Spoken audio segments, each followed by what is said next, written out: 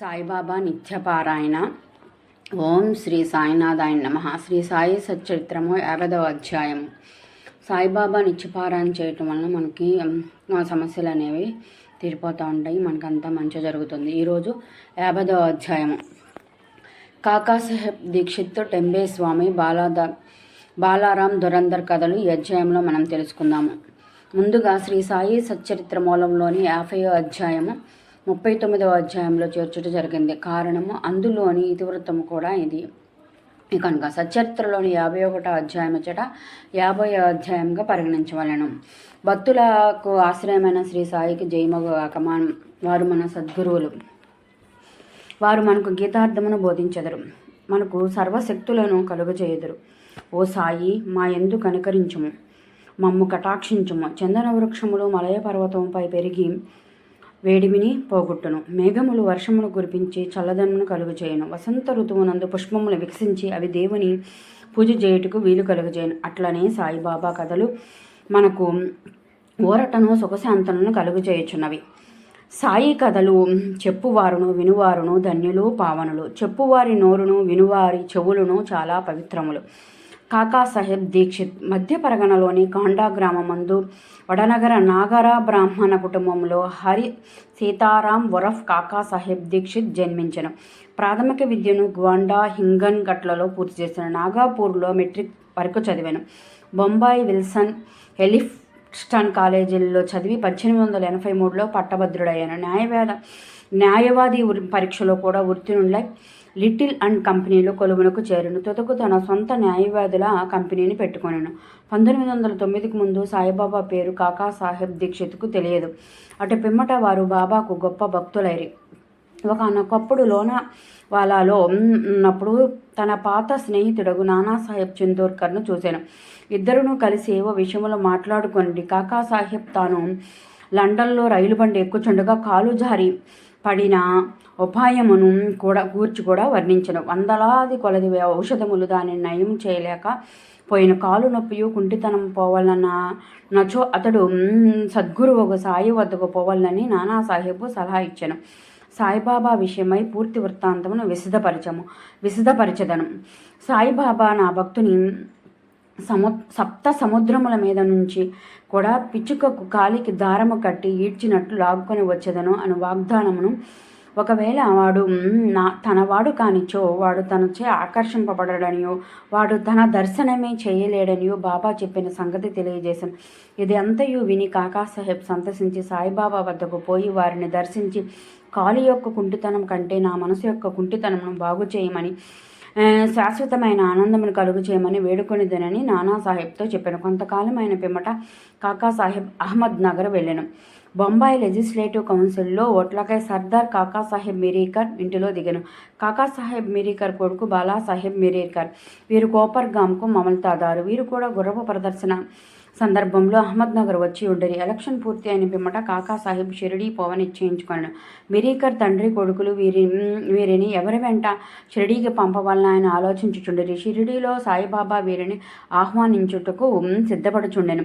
అహ్మద్ నగర్లోనున్న శ్యామ మామగారు తన భార్య ఆరోగ్యము బాగాలేదని శ్యామను తన భార్యతో కూడా రావాల్సిన టెలిగ్రామ్ ఇచ్చిరి. బాబా ఆజ్ఞను పొంది శ్యామ అహ్మద్ నగర్ చేరి తన అత్తగారికి కొంచెం నయముగానున్నదని తెలుసుకొనండి. మార్గంలో గుర్రపు ప్రదర్శనకు పోవుచున్న నానాసాహెబ్ పాన్సే, అప్పాసాహెబ్ గాద్రే శ్యామాను కలిసి మిరీకర్ ఇంటికి పోయి కాకాసాహెబ్ దీక్షిత్ను కలిసి వారిని షిరిడీ తీసుకొని వెళ్ళమనేరి.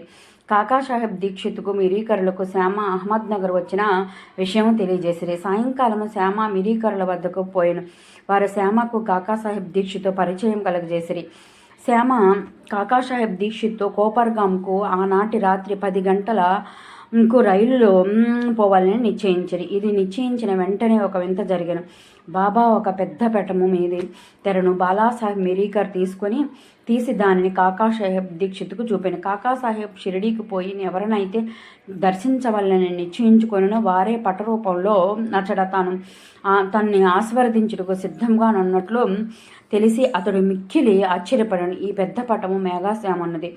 దానిపై అద్దము పగిలినందున అతడు దానికి ఇంకొక అద్దము వేటుకు మిరీకరుల వద్దకు పంపిన. చేయవలసిన మరామత్తు పూర్తి చేసి ఆ పటమును కాకాసాహెబ్ శ్యామల ద్వారా షిరిడీకి పంపుటకు నిశ్చయించింది. 10 గంటల లోపల స్టేషన్కు పోయి టిక్కెట్లు కొని బండి రాగా సెకండ్ క్లాసు కిక్కిరిసి ఉండడిచ్చే వారికి జాగా లేకుండా అదృష్టవశాత్తు గార్డు కాకాసాహెబ్ స్నేహితుడు. అతడు వారిని ఫస్ట్ క్లాసులో కూర్చుండబెట్టాను. వారు సౌఖ్యంగా ప్రయాణం చేసి కోపర్గాంలో దిగిరి. బండి దిగగానే షిరిడీకి పోవుటకు సిద్ధంగానున్న నానాసాహెబ్ చందోర్కర్ను చూసి మిక్కిలి ఆనందించిదిరి. కాకాసాహెబ్ నానాసాహెబ్ కౌగిలించుకొనిరి. వారు గోదావరి నదిలో స్నానం చేసిన పిమ్మట షిరిడీకి బయలుదేరి షిరిడీ చేరి బాబా దర్శనం చేయగా కాకాసాహెబ్ మనసు కరిగిన, కండ్లు ఆనంద బాష్పములచే నిండిన. అతడు ఆనందముచే పొంగి పొరులుచుండెను. బాబా కూడా వారి కొరకు తాము కనిపెట్టుకుని ఉన్నట్లుగా వారిని తోడ్కొని వచ్చుడికే శ్యామాను పంపినట్లు తెలియజేసిన పిమ్మట కాకాసాహెబ్ బాబాతో ఎన్నో సంవత్సరములు సంతోషంగా గడిపిన. షిరిడీలోని ఒక వాడాను కట్టి దానినే తన నివాస స్థలంగా చేసుకొనెను. అతడు బాబా వలన పొందిన అనుభవములు లెక్కలేనన్నివి గలవు. వాటి నన్నిటినీ ఇచ్చట పేర్కొనలేనము. ఈ కథను ఒక విషయంతో మిగించెదము.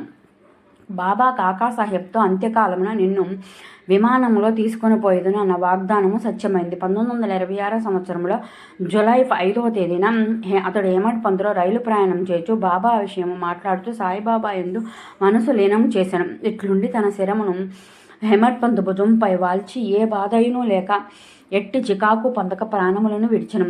టెంబే స్వామి. శ్రీ టెంబే స్వామి. యోగులు ఒకరినొకరు అన్నదమ్ముల వలె ప్రేమించుకొనేదరు. ఒకనొకప్పుడు శ్రీ వాసుదేవానంద సరస్వతి స్వాముల వారు టెంబే స్వామి రాజమండ్రిలో మకాం చేసిరి. ఆయన గొప్ప నైశిష్టకుడు, పూర్వాచార పారాయణుడు, జ్ఞాని, దత్తాత్రేయుని యోగి భక్తుడు. నాందేడు ప్లేడరగు పుండలీకరరావు వారిని చూచుడికై కొంతమంది స్నేహితులతో రాజమండ్రికి పోయాను. వారు శ్యాముల వారితో మాట్లాడుట చూసినప్పుడు సాయిబాబా పేరు, షిరిడీ పేరు వచ్చిన. బాబా పేరు విని స్వామి చేతులు జోడించి ఒక్కొక్క టెంకాయను తీసి పుండలీకరరావుకి ఇచ్చి ఇట్లానిరి, దీనిని నా సోదరుడకు సాయికి నా ప్రణామములతో నర్పింపుము, నన్ను మరవవద్దని వేడుము, నా యందు ప్రేమ చూపుమనము. ఆయన స్వాములు సాధారణంగా ఇతరులకు నమస్కరించరనియు, కానీ బాబా విషయంన ఇది ఒక అపవాదమని చెప్పాను. పుండరీకరరావు ఆ టెంకాయను సమాచారంను షిరిడీకి తీసుకొని పోవుటకు సంబంధించిన. బాబాను స్వామి సోదరుడనుటకు సమంజసముగా నుండెను. ఎలాననగా బాబా వలె వారు రాత్రింబవళ్ళు అగ్నిహోత్రం వెలిగించే ఉంచిరి. 1 నెల పిమ్మట పుండలీకరరావు తదితరులు షిరిడీకి టెంకాయను తీసుకుని వెళ్ళరి. వారు మన్మాడు చేరిరి. దాహం వేడిచే ఒక సెలయేరు వద్ద కడకపోయిరి. పడగడుపున నీళ్లు త్రాగకూడదని కారపు అటుకులు ఉపహారం చేసిరి. అవి మిక్కిలి కారంగా నుండిచే టెంకాయను పగలగొట్టి దాని కోరును అందులో కలిపి అటుకులను రుచికరంగా చేసిరి. దురదృష్టం కలిగితే ఆ కొట్టిన టెంకాయ స్వాముల వారు పుండలీకరరావుకి ఇచ్చినది. షిరిడీ చేరినప్పటికీ పుండలీకరరావుకి ఈ విషయం జ్ఞప్తికొచ్చిన. అతడు మిగులు విచారించిన. భయముచే వణుకుచు సాయిబాబా వద్దకు ఎగిన. టెంకాయ విషయం అప్పటికే సర్వజ్ఞుడు బాబా గ్రహించను. బాబా వెంటనే తన సోదరుడు టెంబే స్వామి పంపించిన టెంకాయను తెమ్మనని. పుండలీకరరావు బాబా పాదములు గట్టిగా పట్టుకుని తన తప్పును అలక్ష్యమును వెలిబుచ్చుచు పశ్చాత్తాపడుచు బాబాను క్షమాపణ వేడాను. దానికి బదులుగా ఇంకొక టెంకాయను సమర్పించదనను. కానీ బాబా అందులకు సమ్మతించలేదు. ఆ టెంకాయ విలువ సాధారణ టెంకాయ కంటే ఎన్నో రెట్లని, దాని విలువకు సరిపోవున్నది ఇంకొకటి లేదని చెప్పుచు నిరాకరించను. ఇంకను బాబా ఇట్లా నేను ఆ విషయమై నీవేమాత్రము చింతింపనవసరం లేదు. అది నా సంకల్పం ప్రకారమే నీకు ఇవ్వబడెను. తుదకు దారిలో పగులగొట్టబడెను.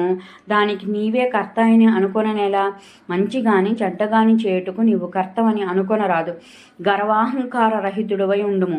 అప్పుడే నీ పరచింతన అభివృద్ధి పొందును. ఎంత చక్కని వేదాంత విషయములను బాబా బోధించురో చూడుడు. బాలారాం దురందర్. బొంబాయికి దగ్గరలోనున్న శాంత్రాక్రాజులో పఠారే ప్రభుజాతికి చెందిన బాలారాం దురందర్ అనువారుండరి. వారు బొంబాయి హైకోర్టులో న్యాయవాది. కొన్నాళ్ళు బొంబాయి న్యాయశాస్త్ర కళాశాలకు ప్రిన్సిపల్గా నుండెను. దురందర్ కుటుంబంలోని వారందరూ భక్తులు, పవిత్రులు, భగవత్ చింతన గలవారు. బాలారాం తన జాతికి సేవ చేసిన ఆ విషయమై ఒక గ్రంథము రాసిన. అటు పిమ్మట తన దృష్టిని మతము, ఆధ్యాత్మిక విషయముల వైపు మరలించెను. గీతను, జ్ఞానేశ్వరిని, వేదాంత గ్రంథములను, బ్రహ్మ విద్య మొదలగు వాణ్ణి చదివిన. అతడు పుండరీకరరావు విఠోబా భక్తుడు. అతనికి 1912లో సాయిబాబాతో పరిచయం కలుగును. 6 నెలలకు పూర్వము తన సోదరులకు బాబూల్జీను, వామన్రావును షిరిడీకి పోయి బాబా దర్శనము చేసిరి. ఇంటికి వచ్చి వారి అనుభవములను బాలారామునకు చెప్పిరి, ఇతరులకు చెప్పిరి. అందరూ బాబాను చూడ నిశ్చయించిరి. వారు షిరిడీకి రాకమునిపే బాబా ఇట్లు చెప్పాను, ఈ రోజున నా దర్బారు జనులు వచ్చుచున్నారు. దురంధర సోదరులు తమ రాకను బాబాకు తెలియజేయనప్పటికీ బాబా పలికిన పలుకులు ఇతరుల వల్ల విని విస్మయముందిరి. తక్కిన వారందరూ బాబాకు సాష్టాంగ నమస్కారం చేసి వారితో మాట్లాడుచూ కూర్చుని ఉండిరి. బాబా వారితో ఇట్లనెను, వీరే నా దర్బారు జనులు, ఇంతకు ముందు వీరి రాకయే మీకు చెప్పి ఉంటిని. బాబా దురంధర సోదరులతో ఇట్లనెను, గత 60 తరముల నుండి మన మండరులము పరిచయం గలవారము. సోదరులందరూ వినయ విధేయతలు గలవారు. వారు చేతులు జోడించి నిలిచి బాబా పాదముల వైపు దృష్టిని నిగిడించిరి. సాత్విక భావనములు అనగా కండ్ల నుండి నీరు కారుట, రోమాంచము వెక్కుట, గొంతు కార్చుకొని పోవట మొదలుగునవి వారి మనసులను కరిగించిన. వారందరూ ఆనందించిరి. భోజనానంతరము కొంత విశ్రమించి తిరిగి మసీదుకు వచ్చిరి. బాలారాం బాబా దగ్గర కూర్చుని బాబా పాదములు ఒత్తుచుండెను. బాబా చిలుము త్రాగుచు దానిని బాలారామునికి ఇచ్చి పీల్చమని. బాలారాము చిలుము పీల్చుటకు అలవాటు పడి ఉండలేదు. అయినప్పటికీ దానిని అందుకొని కష్టంతో పీల్చిన. దానిని తిరిగి నమస్కారములతో బాబాకు అందజేసాను. ఇదే బాలారామునకు శుభ సమయం. అతడు 6 సంవత్సరం నుండి ఉబ్బసమ వ్యాధితో బాధపడుచుండి. ఈ పొగ అతని వ్యాధిని పూర్తిగా నయం చేసిన. అది అతనిని తిరిగి బాధ పెట్టలేడు. 6 సంవత్సరముల పిమ్మట ఒకనాడు ఉబ్బసమ మరలా వచ్చిన. అదే రోజు అదే సమయమందు బాబా మహాసమాధి చెందిన. వారు షిరిడీకి వచ్చినది గురువారము. ఆ రాత్రి బాబా చావిడి ఉత్సవం చూచు భాగ్యము దురంధర సోదరులకు కలిగిన. చావిడి హారతి సమయమందు బాలారాము బాబా ముఖమందు పాండురంగని తేజస్సును, ఆ మరుసటి ఉదయం కాకడాహారతి సమయమందు అదే కాంతిని పాండురంగ విటలని ప్రకాశమును బాబా ముఖం నందు కనెను. బాలారాం దురంధర్ మరాఠీ భాషలో తుకారాం జీవితమును వ్రాసిన. అది ప్రకటింపబడక మునిపే అతడు చనిపోయిన. 1928లో అతని సోదరులు దాన్ని ప్రచురించిరి. అందు బాలారాం జీవితము ప్రప్రథమంగా రాయబడిన. అందు వారు షిరిడీకి వచ్చిన విషయము చెప్పబడి ఉన్నది. ఓం శ్రీ సాయినాథాయ నమః. శ్రీ సాయిబాబా 50వ అధ్యాయము సంపూర్ణ. ఓం శ్రీ సాయినాథాయ నమః. ఓం శ్రీ సాయినాథ్.